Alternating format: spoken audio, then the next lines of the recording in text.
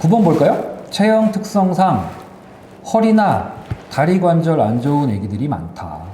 뭐 당연히 허리는 긴데 다리는 짧으니까 뭐 디스크나 네. 뭐 관절 안 좋은 애들이 많잖아요. 네. 이거는 저기 뭐 원장님 잘 하실 것 같아요. 그 웰시코기 같은 경우에는 이제 다리가 짧고 또 허리가 길잖아요. 그러다 보니까 이제 디스크 후발 품종에 좀 들어가고요. 우리 소영경 같은 경우에 닥스훈트가 대표적으로 다리 닥스훈트. 짧고 네. 허리 길고. 허리 길고. 네. 고양이는 이제 먼치킨. 네, 네. 다리 짧고 허리 길고. 네. 그래서 이제 디스크가 조금 다발하는 편이에요. 그래서 이제 만약에 무리한 어떤 뭐 여러 가지 충격을 받거나 또 애가 엄청 막 이렇게 뛰놀다가 삐긋한다든지 사람하고 거의 비슷하다고 보시면 돼요. 그래서 이제 예를 들어서 좀 걷는 게 좀 이상하다거나 또 관절이라든지 이런 부분에도 또 상대적으로 디스크하고 병발해서 고관절 쪽이라든지 고관절이라고 하는 거는 우리 골반 쪽, 여기 다리 골반. 쪽 그 고관절이라고 하는데 대퇴골두라고 해요. 거기 부분에 좀 문제가 많이 생기는 편입니다. 네. 그럼 디스크를 걸리면 어떻게 해야 돼요? 일단은 도수 치료받나? 네, 뭐 어떻게 해야 돼요? 디스크는 이게 보험 안 될 텐데. 이게 참 그러니까. 힘든 게 저희도 참 진단 절차가 굉장히 좀 복잡한 편이에요. 디스크는. 그러니까 디스크는 이게 관절 질환이나 이런 부분이 아니고 사실은 신경 질환이거든요. 이게 그 척수라고는 우리가 이제 그 뇌하고 척수가 이렇게 있는데 그게 척추라는 뼈에 둘러싸여 있어요. 근데 척추가 그 안에 이제 관절이 이렇게 좀 있거든요. 관절이 네. 중간중간에. 그게 이제 어떤 뭐 외부 충격이나 아니면 자세라든지 아니면 여러 가지 비만이라든지 그런 거에 의해 가지고 눌리게 되면은 당연히 이제 신경을 압박을 하게 되잖아요. 그게 디스크거든요. 네. 그래서 이게 이제 응급 상황은 그게 이제 그게 터져버리는 경우, 그 이제 관절 자체가 터져서 이제 신경을 완전 압박을 너무너무 심하게 하는 경우는 심하면은 이제 후지 마비가 오기도 하거든요. 사람 증상이랑 똑같네요. 똑같아요. 그래서 디스크가. 갑자기 좀 흐느적 걷는 것처럼 보인다거나 아니면은 이제 배뇨라든지 배변, 그러니까 대변하고 소변을 잘 못 본다거나 아니면 그런 여러 가지 증상들이 나타날 수가 있는데 이게 이제 진단이 사실은 최종 확진이 요거는 그러니까 신경질병이기 때문에 MRI를 반드시 찍어야 돼요. MRI. 네, MRI를 찍어야지 확진이 나옵니다. 그래서 일단은 그 전까지는 어떤 처치나 이런 부분은 대증 처치라고 해서 증상만 조금 없애주는 뭐 진통제를 먹는다든지 이런 식으로 처치가 되고요. 이것도 케이스가 굉장히 다양해서 심한 경우에는 응급 수술을 해야 되는 경우도 있고요. 마비가 온다거나 그렇게 되면 가벼운 경우에는 그냥 조금 좀 통증만 좀 관리를 해주는 정도. 우리 사람하고 똑같아요. 그래서 다은님은 MRI 찍어봤어요? 아니요, 저는 너무 건강한 친구라서요. 한 번도 MRI 안 네. 찍어봤어요? 원장님 MRI 찍어본 적 있어요? 저도 디스크가 조금 있어서. 찍어봤어요? 네.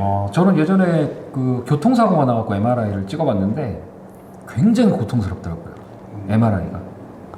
그러니까 우리가 뭐 병원 드라마 같은 거 보면 이렇게 누워서 들어가는 거는 CT 촬영은 이렇게 누워서 그냥 잠깐 들어갔다 나오니까 그걸 할만했거든요. 근데 MRI는 들어가니까 되게 작은 통 안에 들어가서 이렇게 갇혀있는 느낌이 들면서 되게 오랜 시간을 그 안에서 움직이지도 않고 있어야 되거든요.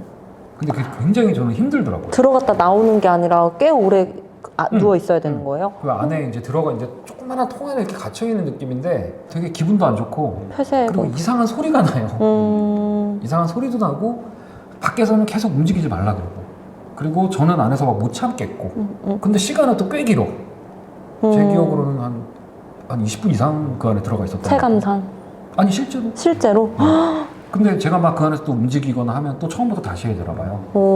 그러니까 저 한 번에 가자 막 이래서 이제 못 움직이게 하고 하는데 되게 힘들더라고요 저는. 그럼 동물도 그렇게 그래요? 하는 건가요? 일반적으로는 맨 정신으로 MRI를 찍을 수가 없어요. 계속 움직이면 난리를 치니까 네, 그렇겠네. 네. 그래서 이제 마취를 하고 진행을 합니다. 그래서 그럼 MRI는 마취 후에 네. 해야 된다. 네. 그래서 이제 진단 절차가 일단 혈액 검사나 마취에 진짜 이상이 없는지를 확인부터 하고 그래서 이제 이상이 없었을 때 MRI로 촬영을 가능하기 때문에 아까 말씀드린 대로 이제 디스크는 진단을 하는 것 자체가 MRI로 진단을 하거든요. 엑스레이나 이런 것들로는 추정을 할 뿐이지 진단을 내릴 수가 없어요. 그 MRI 보통 한번 이제 동물들이 MRI 찍게 되면은 뭐 비용이 대충 어느 정도 나와요?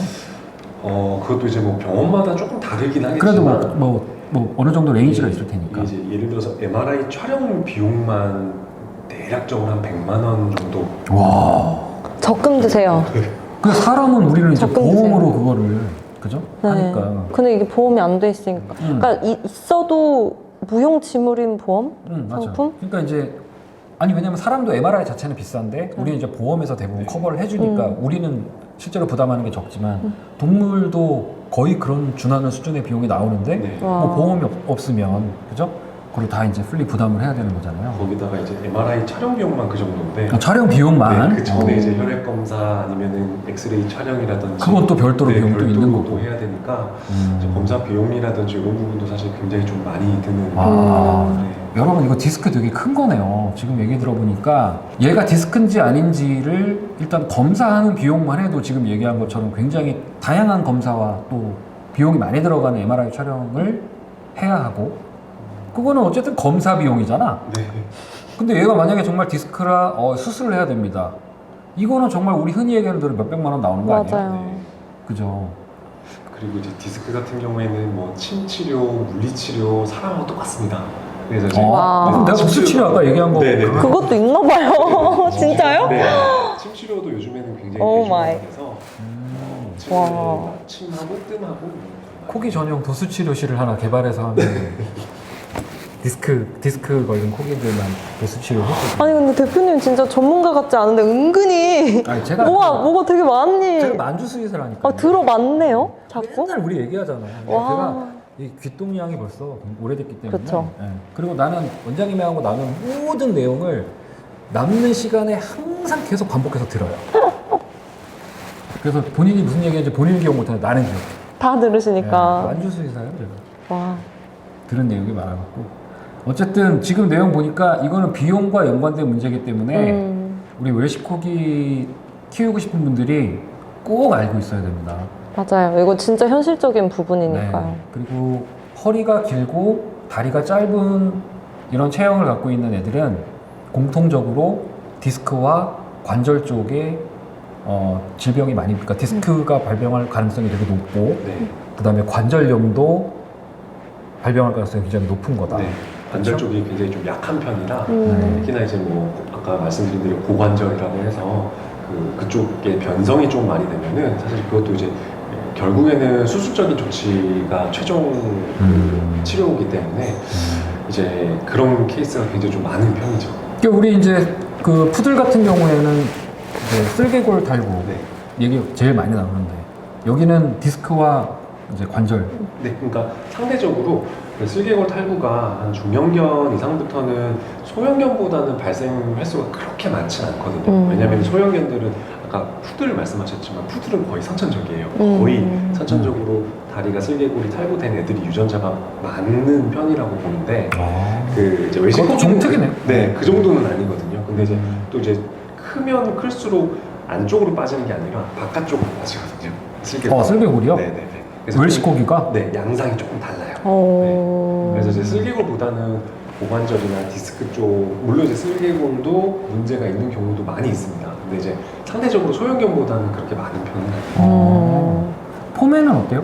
폼에도 슬개골 탈구가 아주 많이 얘기가 나와요. 빈도수가 잦은 질병 중에 그래요? 하나라고 알고 있어요. 근데 저희 우리처럼 이제 소형견 네. 키우시는 분들은 쓸개골 탈구 얘기를 하도 많이 들어가지고 사실 제가 적금을 들어놓은 것도 슬개골 그때를 탈구. 대비해서였어요. 수술을 해야 될 상황이 근데 오면 아직까지는 괜찮아요. 너무 괜찮아요. 다행이네. 그래서 저는 정말 다행인. 이거 재밌네요. 웰시코기는 쓸개골 탈구가 있지만 안쪽으로 탈구되는 게 아니라 바깥쪽으로 탈구되는 양상이 거니까, 다른. 네, 조금 또 다른 강아지들하고는 다르네요. 다른 견종하고는. 알겠습니다. 비용 얘기를 좀 해봤습니다. 뭐 계속 비용 얘기가 나오네. 정말 부자들의 강아지인 거네. 웰시코기 그렇죠? 아니 그냥 동물 키우는 사람들은 다 네. 근데 아까 얘기한 디스크나 MRI 얘기 나오니까 100, 이거는 진짜 보통 일이 아니에요. 억백이네요. 네. 이거는 정말 기백만 원 막 나오는 맞아요. 그런 얘기가 웰시코기한테 있을 수 있다는 거예요. 10번 똥이 크다. 오줌도 많다. 당연하지. 당연하죠. 기본적인 많이 먹는데 당연히 많이 먹고 배출하죠. 기본적인 또 체중도 있고 체격도 크고 하니까 당연히 똥도 많이 싸고 오줌도 많겠죠. 우리 뭐 소형견하고 비교도 할 수 없을 정도겠지. 소형견은 그냥 이렇게 잡아서 톡 하면 그러니까. 끝이에요. 네. 고양이들은 또 이렇게 모래 안에 하니까. 사고로 그냥 몇 번 풀면 없는데 얘네들은 이제 사람이 그죠? 너무 큰데 이거 깜짝 놀랄 정도로 그런 거가요? 똥오줌 얘기하니까 이렇게 재밌죠? 네. 그런 거 좋아하더라고요. 저 아직 애인가 봐요. 네. 아무튼 이것도 알고 계시면 좋을 것 같고요. 저는 웰시코기 똥은 직접 본 적이 없지만 그 프렌치 불독 똥을 한번 봤는데 정말 충격받았어요. 아, 프렌치 불독이 아니라 브리티시 불독인가요? 큰 불독. 네. 정말 이거 사람이 와서 여기다 했나? 아, 똥 보셨어요? 아니, 저는 직접 봤어요. 친한 후배가 키우고 있어서 봤는데 웰시코 똥 제보 봤습니다. 너무- 저 아직 그때 못 봐가지고. 정말 너무 커서 깜짝 놀란 적은 있어요. 이런 점이 있다고 귀여워. 합니다. 근데 이거는 뭐 이쁘고 하면 뭐 충분히 그 귀엽죠, 정도는 그것도. 아, 감당할 수 있을 것 우리 같아요. 애기가 소화가 잘 됐구나 하죠. 그렇죠.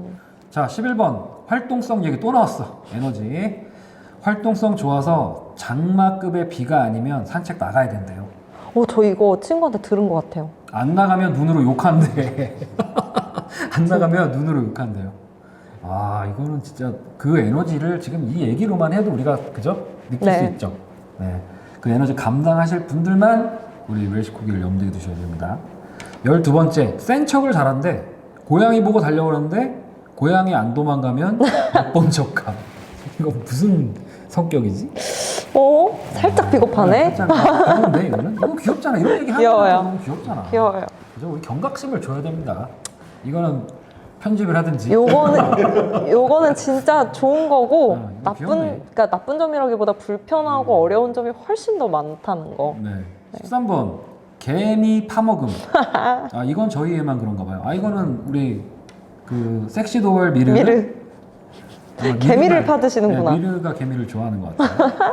호기심이 엄청 많아요. 호기심이 많은 것 같아요. 이거 이식증에 해당되진 않나요? 이 정도는 괜찮아요. 괜찮아요. 이식증. 우리 이식증 옛날에 한번 다뤘거든. 이식증 얘기까지 나올. 예. 네. 그런 건 아니죠? 아닙니다. 걱정하지 마시고 개미 파먹는 거 괜찮습니다. 독려하는 것까지는 안 돼도. 네. 그 다음에 14번 지 이뻐하라고 할 때는 이뻐해야 하는데 내가 질척거리면 귀찮아함.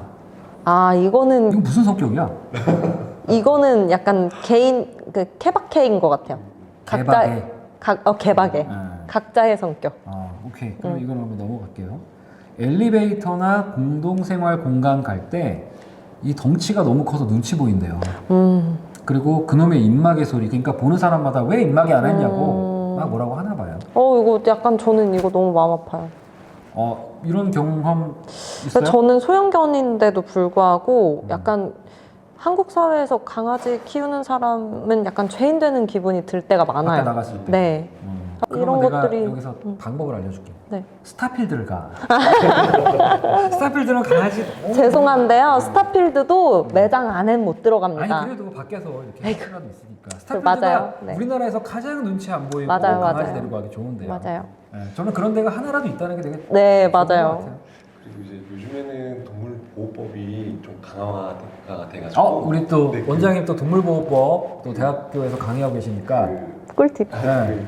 이제 목줄이라든지 이런 게 착용이 이제 의무화가 됐잖아요. 네. 이제 바뀌었어요. 음. 이제 뭐 예를 들어서 뭐 최근 들어가지고 뭐 올해 2월 달에는 또 개정된 게 이제 동물 등록이라든지 이런 부분도 의무화가 됐고. 동물 등록 의무화. 원래 고양이는 아니었는데 이제 고양이도 해당이 되죠. 아직까지는 안 했나요? 강아지만 의무.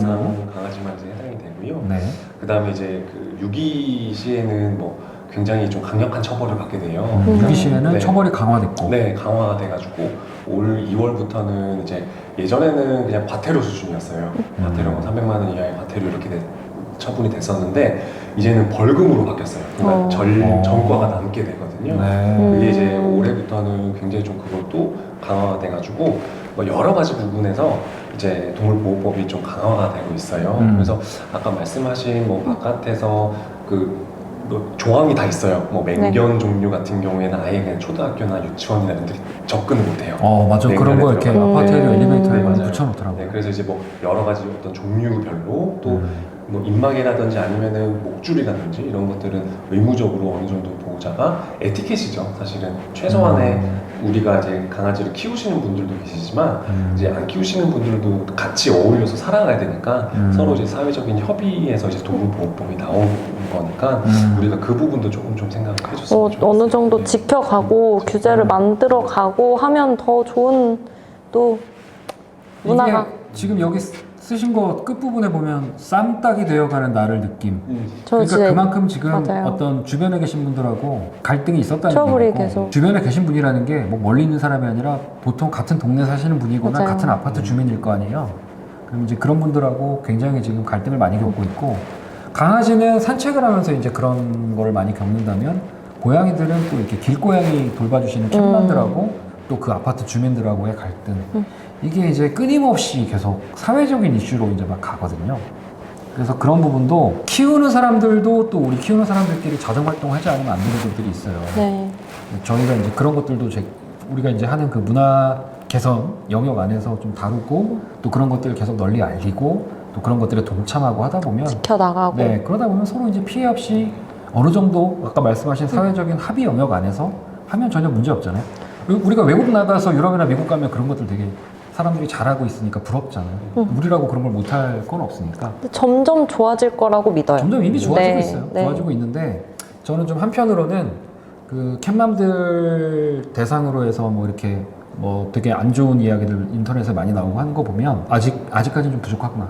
그다음에 두 번째는 내부적으로 자정 활동을 키우는 사람들끼리 안 하면 나중에 뭔가 이렇게 지금 막 우리 사회적으로 서로 뭐 남자 여자도 갈등이 있고 막 그렇게 그죠? 그런 것처럼 동물 키우는 사람 안 키우는 사람으로 나눠서 싸움하는 날도 있을 수 있겠다. 네, 이제 그런 일종의 좀 의구심도 좀 갖게 됐어요. 좀 짚어봐야 될 문제인 것 같아. 네. 네. 그래서 지금 16번 이제 마지막 걸 보니까 산책 중에 시비도 많이 걸리고, 그죠? 그리고 큰 개 데리고 나왔다고. 애 살쪘다고 사료 주지 말라고. 아파트에서 개 키운다고. 뭐라고 한다. 이런 말 되게 많이 듣는다. 이거는 뭐 웰시코기만의 문제는 아닌 것 같아요. 네. 강아지 키우는 사람들이 느끼는, 그러니까 안 키우시는 분하고의 갈등 상황에 대해서 설명을 해주신 것 네. 같은데, 뭐 우리 다 공감하죠. 네. 강아지 데리고 나가다 보면 난 아무 짓도 안 했는데 막 와서 뭐라고 하는 그런 분들도 계시고 특히 막 나이 많으신 분들은 우리랑 또 개나 고양이를 대하는 어떤 관점이 많이 다르잖아요. 네. 그걸 맞아요. 이해를 못할 건 아닌데 그런 갈등들 되게 많이 있잖아요. 네. 이런 엄청. 것들 좀 뭐 억울하지. 이런 일 당하고 나면 억울하고 화도 나고. 죄인, 아까 그 죄인 되신 것 같다는 그게 그러니까 이제 아마. 쌈딱이 네, 되어간다는 맞아요. 표현을 하신 것 같은데 강아지 키우시는 분들은 아마 모두 공감하시는 내용이고 한 번쯤은 다 경험해 보신 내용이라서 그냥 서로 화내고 싸우지만 말고 우리가 해야 될 것 좀 정해서 그것들을 되게 잘해 나가는 것도 저는 되게 중요하다고 지켜 생각해요. 나가는 모습을 많이 왜냐면 비추면 우리가 해야 되는 거니까. 네, 네, 그럼 그거는. 그분들도 네. 어느 순간에는 시점에는 시각이 많이 바뀔 수도 있다고 전 믿어요. 안 키우시는 분들은 할 게 없어요. 네.